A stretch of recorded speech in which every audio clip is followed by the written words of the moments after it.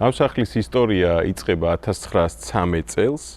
არქიტექტორ მიხეილ ნეპრინცევის მიერ არის აშენებული თვითონ ეს სახლი თავიდან ბოლომდე და აშენდა როგოვსკების ოჯახის თვის, ანუ საკუთრება იყო მაშინ. ნაგებობის ფასადი და შიდა დახურული ეზო დაახლოებით არტ-ნუოს სტილშია გადაწყვეტილი და ხის უნიკალური მოჩუქურთმება, რომელიც ნაქარგი აივნებით არის შემკული, გამოარჩევს ამ სტილს, რომელსაც ვაკომერე გაჩვენებთ.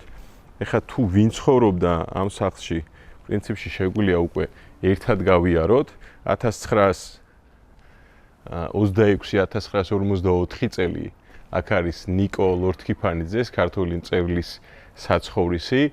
ამასთანავე 1918 წლიდან მოყოლებული ერთად მეზობლები იყვნენ ლეო ქიაჩელი, ცნობილი მწერალი და საზოგადო მოღვაწე და სიმონ ქიქოძე, რომელიც იყო ექიმი, გმირი, სოციალისტური შრომის გმირი და წარმოიდგინეთ სამი უნიკალური ადამიანი ერთად ცხოვრობდა, ლეო და სიმონი 1918 წლიდან მოყოლებული ერთად ცხოვრობდნენ და მერე 77 წელს და 62 წელს აღარ და უკვე ნიკო ლორთქიფანიძე ცხოვრობდა ამათ შუაში 1926-დან 1954 წლის ჩათვლით.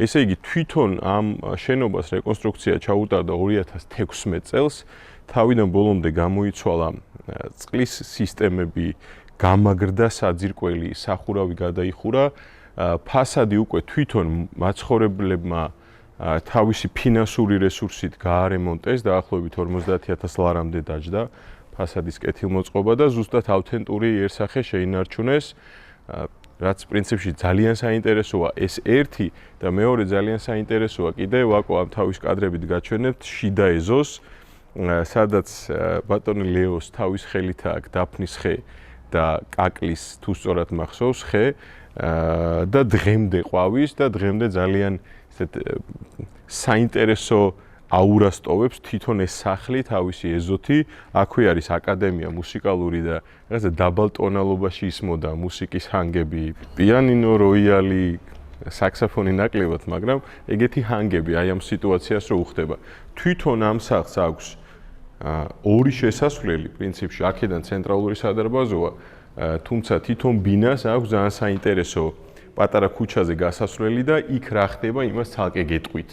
ძალიან საინტერესო ამბავია იქაც, ერთ-ერთ მხატვარს უკავშირდება, ფიროსმანს არა, თუმცა დაახლოებით ეგ ამბავია. ზუსტად აი ეს ეზოა, აქედან ზემოთ ავდივართ მეორე სართულზე, აქედან არის ასასვლელი იმ ბინაში, როგორც გითხარით და საერთო სარგებლობის ეზო, ან ყველა ადამიანს შეუძლია გამოიყენოს, თუმცა რამოდენიმე ოჯახი განსაკუთრებულად იყენებს, მაგალითად ეს ბინა, რომელზეც ჩვენ საუბარი გვაქვს 80 კვადრატი, იქიდან შეგვიძლია გამოვიდეთ და ამ ეზოთი ვისარგებლოთ. წეღან რაზეც მქონდა საუბარი, ბატონი ლეოს მიერ დარგული დაფნის ხე არის ზუსტად ეს. აქ არის უკვე ეს მუსიკალური აკადემია, თავისი ქალაქური ძველი აგურით გამაგრებული კედელი და შედარებით უფრო მოწესრიგებულია ხოლმე, დაახლოებით კვირაში ერთხელ აწესრიგებენ ეზოს და გამწვანება როცა 10ჯერ უფრო მეტი ხიბლი აქვს. ეხლა რაც შეეხება თვითონ ბინას, სანამ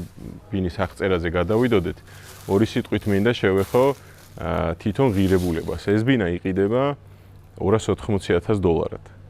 ანუ იდეაში მთაწმინდაზე რო ეხა კარკასი იყიდო, სადღაც $3,000 მინიმუმ გჭირდება. აქ ეხა ისეთ სიტუაცია რომ ესაკუთრებს ძალიან ჭირდებათ ამ ბინის რეალიზება. ასე რომ დაახლოებით $3,500 გამოდის კვადრატული სფასი. დამიჯერეთ ის შრომა და რესურსი, რაც ამ ბინის გაკეთებაში დაიხარჯა, შეიძლება 10ჯერ უფრო მეტი ღირდეს, ვიდრე რეალურად იყიდება. მეორე საკითხი, ესეთ ადგილას, ესეთ კორპუსი ცოტა ცუდა არქიტექტურულ ისტორიულ ძეგლში, ესე ვთქვათ, კორპუსი აკნინებს ამ ყველაფერს, ცოტა რთული იქნება რამის შეძენა, ასე რომ ეხლა შევიდე და ინტერიერი ვნახოთ, შიგნით რა ხდება, თითქმის ისეთივე ეფექტი შეიძლება კონდეს, როგორც გარე სივრცეს. წავედით. ამ ბინას აქვს ორი შემოსასვლელი, ეს არის ეზოს მხრიდან და თითქმის ამ ეზოს ბატონ პატრონი ეს ბინა ითვლება, არა იურიდიულ ნაწილში, არამედ ნუ აქედან არის მარტო ამოსასვლელი ამ ბინაში. სხვა ყველა ბინა ხმარობს უკვე ცენტრალურ სადარბაზოს. როგორც კი შემოვდივართ, ორი შემოსასვლელია, როგორც გითხარით, შემოსასვლელში აქეთ გვაქვს დიდი ზომის ჩაშენებული კარა და მაცივარი, გასქურა, ჭურჭლის სარეცხი, რაც ყველაზე საინტერესოა, შენარჩუნდა ძველი დარაბები თავისი საკეტებით. ძალიან საინტერესოა, თითქოს ისტორია, თითქოს ეს აურა, რაც აქ ტრიალებს, ჯერ ერთი რომ ძალიან სიმშვიდეა. მეორეც ერთი დადებითი ფერებია, ეს არის ავთენტური ნივთებია კიდე შემოსული ინტერიერში და თითქმის ყველაფერი რჩება. ერთადერთი წეღო მქონდა საუბარი, მე რასაც შევცვლიდი, ეს არის რადიატორების შეფუთვა. ამას არც თანამედროვე, არც რაღაც არათანამედროვე, არც კლასიკური რადიატორი არ მოუხდება ჩემი სუბიექტური აღქმით.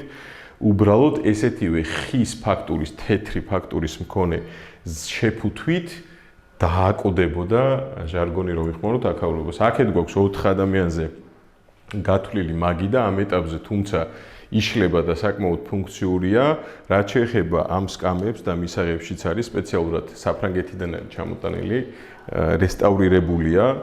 აქეთ არის ესეთი სასადილო ეტლი, ქვია თუ სწორად მახსოვს, რომელიც სამწუხაროდ არ რჩება, იმიტომ რომ საკმაოდ ღირებული არის უფრო ემოციური ნაწილში მესაკუთრისთვის. ამ ზონიდან უკვე გავდივართ კორიდორში. აქეთ გვაქვს უკვე დაახლოებით 4 და 20, 4 და 30 სანტიმეტრის მქონე ჭერი. აქეთ არის სველი წერტილი, შავ-თეთრი ფერებით არის ამ სითეთრეში შემოყვანილი ინტერიერის დიზაინი. აქეთ ასევე იმდროინდელი დარაბებია, ორმაგი. აქაც რა თქმა უნდა ამ ამბავს შევფუთავდი. ბრები, ჭაღები არის დაახლოებით 100 წლის და ესეც რჩება ამ ბინაში და ამ ზონიდან უკვე შემოვდივართ აი ესეთ საინტერესო და თითქოს ეკლექტიკური ინტერიერია, დამსახურებით იმის, რომ აი ეს საინტერესო სარკის მქონე ეფექტის დივანი საკმაოდ დიდ სივრცეს აჩენს. აქედან არის უკვე მეორე შემოსასვლელი, შეიძლება ითქვას ცენტრალური შემოსასვლელი და აქ წეღან ვახსენე ესეთ საინტერესო მხატვარი. ეს მხატვარი იყო ელენე ახვლედიანი, რომელიც ძალიან ხშირად შეუმჩნევიათ, რომ ამ კიბეზე იჯდა და ხატავდა. ესეც ალბათ უფრო ქართველი ადამიანისთვის იქნება ემოციური, რომელიცაც სურვილი გაუჩნდება, რომ აქ აი ამ ძალიან საინტერესო არქიტექტურულ შედევრში შეიძინოს ბინა. ხო, როგორც გითხარით, აქ შემოვდივართ, აქეთ არის, კედელი იყო თავის დროზე და მთლიანად მოხსნა, მესაკუთრემ N რაოდენობით რომაა ჩადებული, დაწყებული იატაკის მოწყობით, კედლების და ასე შემდეგ. აქეთ გვაქვს ესეთი ორი წეღა, როგორც გითხარით, ის საფრანგეთის ამბავის მქონე სკამი, ძალიან საინტერესო, ასევე მესაკუთრის იდეა იყო ამ ქვევრის ფორმის მაგიდის შექმნა, რომელიც ალბათ თქვენთვის მომინდვია შეფასება, რამდენად უხდება აქაურობას, დამბაჩა, რომელიც მე-17-18 საუკუნის ევროპული ცეცხლსასროლი იარაღის კლასიკური ნიმუში. აი ესეთი დამბაჩა. აქეთ ხარის გვაქვს უკვე კლასიკური დიდი ზომის დივანი და ვთქვათ მეგობრების შეკრებისთვის საკმაოდ კარგი ადგილია.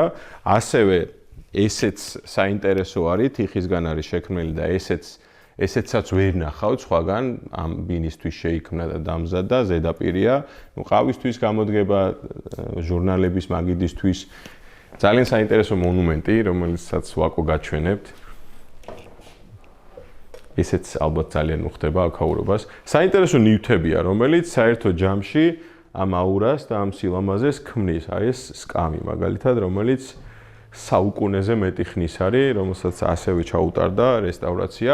საერთო ჯამში ალბათ იმეორებს რა, თითქოს თანამედროვე ინტერიერია, თუმცა აი ამ კლასიკურ და ძალიან საინტერესო არქიტექტურულ ნიმუშში არის უკვე შესული. აქეთ გვაქვს უკვე საძინებელი და ბარემ საძინებელიც ვნახოთ. თვითონ სახელურიც კი გვეუბნება, რომ დაახლოებით 150 წლის არის. რა საინტერესოა რა. 150 წელი შენ წარმოგიდგენია თანამედროვე სახელურმა რო გაძლოს, ხო? აბსურდია, ხო? მაგრამ ამან გაძლო საკმაოდ დიდი ხანი და თავის ჩარჩოსთან ერთად. აქეთ საძინებელი გვაქვს, ამ საძინებლის ორი ხიბლი, ერთი არის ძალიან აბსტრაქტულად შემოსული უცნაური ფერების ესეთი კარადა, რომელიც სპეციალურად დაამზადეს, ამასაც დიდად სხვაგან ვერ ნახავთ, ეს უკვე გემოვნების ამბავია, ვიღაცა შეიძლება მოეწონოს, ვიღაცა შეიძლება არ მოეწონოს. თუმცა ვფიქრობ, რომ აი ამ კლასიკურ გარემოს თითქოს კონტექსტიდან აგდებს, მაგრამ უხდება. და ძალიან საინტერესო ესეთი სივრცე დილით ფინჯანი ყავა შეგიძლიათ ჩამოიდგათ და თქვენ საყვარელ ადამიანთან ერთად განიხილოთ სამომავლო გეგმები. აქეთ მხარეს გადავდივართ უკვე ფასადის მხარეს, რომელიც გაჩვენეთ და კიდევ ერთი საინტერესო ეს არის განათებები თავის ყვითელი თბილი ნათებით, რომელიც აი ამ შუქის ჩაქრობასთან ერთად ძალიან კარგად შემოდის ინტერიერში და ყველაზე საინტერესო კიდე ის არის, რომ ძალიან სიმშვიდეა. იმის მიუხედავად, რომ ცენტრში ვართ ეხლა მთაწმინდაზე ძველი თბილისი, ვისაც უცხოვრია აქ ალბათ ერთ-ერთი ყველაზე საინტერესო ლოკაციაა, სიმშვიდეა. მეტნაკლებად ცხოვრების პროცესი არის, თქვა, მანქანა აივლის, ჩამოივლის. ერთი თხოვნა მაქვს, რომ დაალაიქოთ ჩვენი არხი, გამოიწეროთ, ძალიან დიდი მნიშვნელობა აქვს ამას ჩვენთვის, რომ უფრო ინტენსიურად განვაახლოთ ვიდეოების დადება და მოძიებაში დაგვეხმარეთ ჩვენ გამომწერებს მოგმართად თხოვნით.